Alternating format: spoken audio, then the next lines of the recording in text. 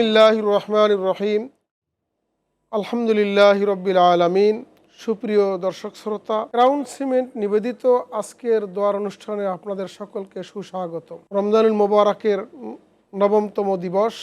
রমজানুল মোবারককে রাসূল করিম সাল্লাল্লাহু আলাইহি ওয়াসাল্লাম তিনটি ভাগে ভাগ করেছেন। প্রথম অংশ রহমতের, মাঝখানের 10 দিন হচ্ছে মাগফিরাতের এবং শেষ 10 দিন হচ্ছে নাজাতের। রোজা রেখে ইফতারি পূর্ব মুহূর্তে আমরা আল্লাহর কাছে দোয়া করি, আল্লাহ রব্বুল আলামিন যেন পুরা রহমত বরকত আমাদের উপরে ভরপুর করে দেন, আমাদের উপরে আল্লাহ তাআলা বারাকা নসিব করেন। সকলে আমরা দোয়ায় অংশগ্রহণ করি, আল্লাহুম্মা আমিন।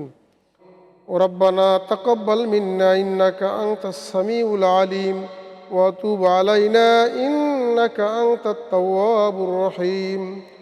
ربنا آتنا في الدنيا حسنة وفي الآخرة حسنة وقنا عذاب النار رب ارحمهما كما ربياني صغيرا اللهم رب ارحمهما كما ربياني صغيرا رب العالمين মাবুদ মাওলায়ে করিম, রমজানুল মুবারকের এই নবমতম দিবসে ইফতারির পূর্ব মুহূর্তে রোজাদার ভাইদেরকে নিয়ে আপনার শাহী দরবারে ভিক্ষারাত তুলেছি। মাওলা, দয়া করে মেহেরবানি করে আমাদের সকলের প্রতি আপনার খাস রহমত নাজিল করুন।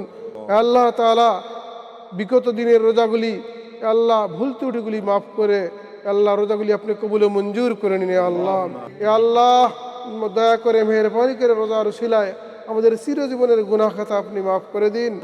আল্লাহ আমাদের সকলকে আল্লাহ সহি শুদ্ধভাবে আল্লাহ যেভাবে রোজা রাখলে আপনি রাজি খুশি থাকেন সেভাবে আমাদের সকলকে বাকি রোজাগুলি রাখার তৌফিক দান করুন।